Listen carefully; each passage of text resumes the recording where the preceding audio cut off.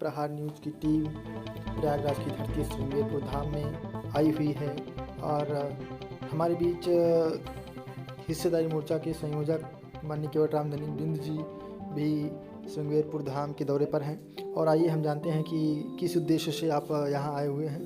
सर्वप्रथम मैं प्रहार न्यूज़ को धन्यवाद देना चाहता हूँ। मैं केवट राम धनी बिंद भारतीय मानव समाज पार्टी का राष्ट्रीय अध्यक्ष व हिस्सेदारी मोर्चा का मैं संयोजक व भारतीय बिंद केवट उत्थान ट्रस्ट का भी अध्यक्ष हूँ। मैं आज प्रयागराज की धरती जो श्रृंगेरपुर धाम है, यह पवित्र स्थल है निषाद राज जी का, केवट राज जी का, निषाद राज जी का। यहाँ पे मुझे आके बड़ी खुशी मिली। आप देख रहे हैं कि गंगा जी के किनारा है। रामायण काल में कहा जाता है कि केवट ने और निषाद राज जी ने यहीं से मतलब भगवान राम को पार गंगा उस पार लगाया था।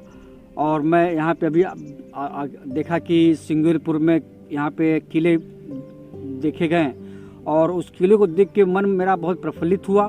कि ऐसा मन में एक खुशी जाहिर हुई कि हमारे समाज के जो महापुरुष हैं और जो और कभी इतिहास में राजा हुआ करते थे, लेकिन आज इस लोकतंत्र में आज हम शासन सत्ता से बहुत दूर है। आज हमारी गिनती शोषित में, अति पिछड़ित में, वंचित समाज में हो रही है। मैं इस ऐतिहासिक स्थल पे के माध्यम से अब समाज को जागरूक करूंगा कि हमारे समाज के जो महापुरुष थे वो राजा हुआ करते थे, बलशाली हुआ करते थे, क्रांतिवीर हुआ करते थे। हम लोग को भी इस लोकतंत्र में अपने हक हिस्सा लेने के लिए हिस्सेदारी मोर्चा और भारतीय मानव समाज पार्टी का साथ देने की हमें आवश्यकता है। तो उत्तर प्रदेश की राजनीति में आने वाले समय में हिस्सेदारी मोर्चा की क्या भूमिका रहेगी? किस तरीके से अगर गठबंधन हुआ है भाजपा के साथ तो कितने सीटों पर बात हुई है आपकी? उत्तर प्रदेश की राजनीति में हमारा गठबंधन भारतीय जनता पार्टी से हुआ है और हमारा जैसे मोर्चे का नाम है हिस्सेदारी मोर्चा, हिस्सा लेने के लिए हुआ है। जैसे आदिकाल के अंदर केवट जी ने भगवान प्रभु राम जी को यही घाट है, यहीं से मतलब उन्हें पार लगाने का काम किया था। और जिसके साथ में केवट हो और उसकी नैया पार ना हो, यह ऐसा हो ही नहीं सकता है। क्योंकि 2014 देख लीजिए, 2017 देख लीजिए, 2019 में सभी चुनाव में केवट बिंद समाज के लोगों ने भारतीय जनता पार्टी का साथ दिया। अब तो हम भारतीय जनता पार्टी, हमारे उत्तर प्रदेश के प्रदेश अध्यक्ष स्वतंत्र जी जो कुशल संगठनात्मक अध्यक्ष हैं, कुशल नेतृत्व कर रहे हैं और इस देश के प्रधानमंत्री जी भी सबका साथ सबके विकास के बारे में सोच रहे हैं। और माननीय इस प्रदेश के मुख्यमंत्री योगी आदित्यनाथ जी भी जो तमाम बनारस जैसे की काया पलट कर दी, अयोध्या जैसे और श्रृंगेरपुर की काया पलट यहाँ पे हो रही है।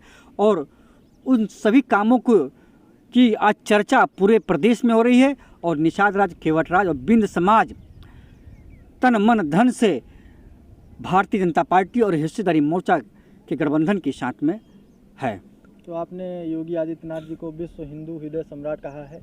तो उत्तर प्रदेश की राजनीति में देखा जाए तो आप संजय निषाद हैं और मुकेश साहनी ने भी एंट्री कर दिया है, तो वो दावा करते हैं कि अच्छा खासा वोट बैंक उनके साथ है। आप क्या कहना चाहेंगे? देखिए, यह लोकतंत्र है। जो यह समाज है वो किसी का गुलाम होता नहीं है, सब आज़ाद है। नेता तो सब बन जाते हैं, भले लोग दावा कह दें कि पूरा निषाद समाज मेरा है, पूरा केवट समाज मेरा, पूरा बिंद समाज है, ऐसी कोई बात नहीं है। और रही संजय निषाद डॉक्टर साहब हमारे घटक दल हैं, हम उनके से कंधे से कंधा मिला के उनके साथ भी हम काम करेंगे। लेकिन जो कुछ बिहार की पार्टी हैं जैसे मुकेश साहनी जी आज दावा ठोक रहे हैं उत्तर प्रदेश में निषाद समाज या बिंद समाज उनके साथ में, वह उत्तर प्रदेश में आके समाज के लोगों को भ्रमित कर रहे हैं, भ्रमित करने का काम कर रहे हैं। मैं आप प्रहार न्यूज़ के माध्यम से यह बात कहना चाहता हूं कि यह उत्तर प्रदेश है, मुकेश साहनी को उल्टा करके वापस बिहार भेजने का काम करेगी। क्योंकि यह बिहार नहीं है, यहाँ पे जो निषाद समाज है, केवट समाज है, बिंद समाज है, कश्यप समाज है, मछुआ समाज के लोग हैं, वह बुद्धिमान है और सोच समझ के राजनीति करते हैं और सही निर्णय लेते हैं। आपके बहका में वो नहीं आएंगे। वह पहले मुकेश साहनी जी एनडीए के घटक दल बिहार के अंदर हैं, वहाँ भी उन्होंने समाज के साथ में धोखा देने का काम किया है। मुकेश साहनी जी पहले बिहार में उस समाज को साथियों आरक्षण दिलाने का काम करें, तब उसके बाद में उत्तर प्रदेश के राजनीति में। हिस्सेदारी मोर्चा के सह संयोजक और प्रगतिशील समाज पार्टी के राष्ट्रीय अध्यक्ष भी हैं इंजीनियर सुनील कुशवाहा जी, और तमाम लोग यहाँ उपस्थित हैं। तो आज आप यहाँ आए हुए हैं, क्या उद्देश्य है आपका आने का? यहाँ ये ऐतिहासिक स्थल भी है निषाद राज का, और यहाँ किला भी है उनका काफ़ी बड़ा, जो अब खंडहर में तब्दील हो चुका है। तो यहाँ से आप उत्तर प्रदेश की राजनीति में क्या उद्देश्य लेकर यहाँ पर आए हुए हैं? हम लोग यहाँ पर आए हुए हैं, यहाँ का एक दौरा हम लोगों ने किया, तो और हिस्सेदारी मोर्चा के सह संयोजक होने के नाते, और ख़ास तौर से अब हम लोग देख रहे हैं कि भारतीय जनता पार्टी की सरकार में जो यहाँ पे विकास कार्य कराए जा रहे हैं, जो कि काफ़ी समय पहले से ही ये तो रहा ही है, ऐतिहासिक स्थल है, लेकिन इसकी उपेक्षा का शिकार रहा है। लेकिन अब इधर 5-7 वर्षों में भारतीय जनता पार्टी की सरकार के माध्यम से इसका काफ़ी पुनरुद्धार किया जा रहा है, और ये सब हम लोग देखने के उद्देश्य से आए हुए थे। आज जैसा कि आप हिस्सेदारी मोर्चा के सह संयोजक हैं, तो ये हिस्सेदारी मोर्चा जो आपने बनाया है, भाजपा से गठबंधन भी कर लिया है, तो क्या उद्देश्य है? क्या उत्तर प्रदेश की राजनीति में 2022 में आने वाले विधानसभा चुनाव में क्या भूमिका रहेगी हिस्सेदारी मोर्चा का? अब 2022 के चुनाव में हिस्सेदारी मोर्चा का, चूँकि भारतीय जनता पार्टी के साथ गठबंधन है, और जैसा कि आपको मालूम ही है कि हिस्सेदारी मोर्चा 10 दलों का गठबंधन है, और यह भारतीय जनता पार्टी के साथ इस चुनाव में जाएगा, जिसमें प्रगतिशील समाज पार्टी भी शामिल है। और अब इसकी भूमिका बहुत बड़ी है। वर्तमान में 2022 के चुनाव में हिस्सेदारी मोर्चा एक अहम रोल अदा करने जा रहा है, क्योंकि पूर्वांचल की 100 सीटों पर हिस्सेदारी मोर्चा के घटक दलों का बड़ा ही मतलब ज़मीनी स्तर पर उनका वोट बैंक है, और एक संगठनात्मक ढांचा मजबूत है, तो इसलिए 2022 के चुनाव में बहुत बड़ी भूमिका है। तो आने वाले समय में क्या आप मांग करेंगे? कितनी सीटों पर आप लड़ने के लिए मांग करेंगे? सीटें अब देखिए, मोर्चा को कितनी सीटें मिलने वाली हैं? सीटें बहुत महत्वपूर्ण बात नहीं रखती। विषय ये है कि अब देखिए, जो 70 सालों से जो विकास रुका हुआ था, पिछली सरकारों ने वंचित शोषित तबके का कोई भी विकास नहीं किया, और ये एक बहुत बड़ा मतलब मुद्दा हम लोगों के लिए है कि जो मूल निवासी जातियां हैं, वंचित शोषित तबके के लोग हैं, दलित हैं, पिछड़े हैं, अति पिछड़े हैं, इनके हक और हिस्से का जो विकास रुका हुआ था, उसको भारतीय जनता पार्टी की सरकार ने अभी हम लोगों को सम्मान देकर, और इसके अलावा भी उनकी कोशिश जो रही है शिक्षा के से इसमें इंफ्रास्ट्रक्चर के क्षेत्र में, हर क्षेत्र में वो अवसर पैदा किए जा रहे हैं। तो इसलिए सीटें उतनी मायने नहीं रखती, लेकिन यह है कि हम लोग हिस्सेदारी मोर्चा के साथ भारतीय जनता पार्टी के गठबंधन में इस बार के चुनाव में भारतीय जनता पार्टी की सरकार बनाने का पूरा प्रयास करेंगे।